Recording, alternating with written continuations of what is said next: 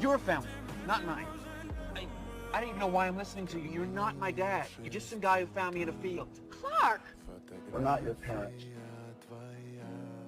We've been doing the best we can, and we've been making this up as we go along, so maybe our best isn't good enough anymore.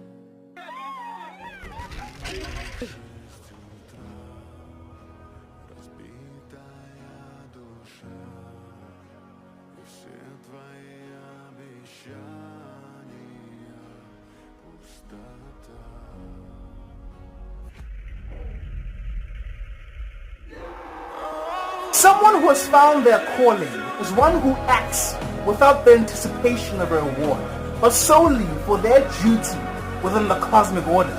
That is the lesson here.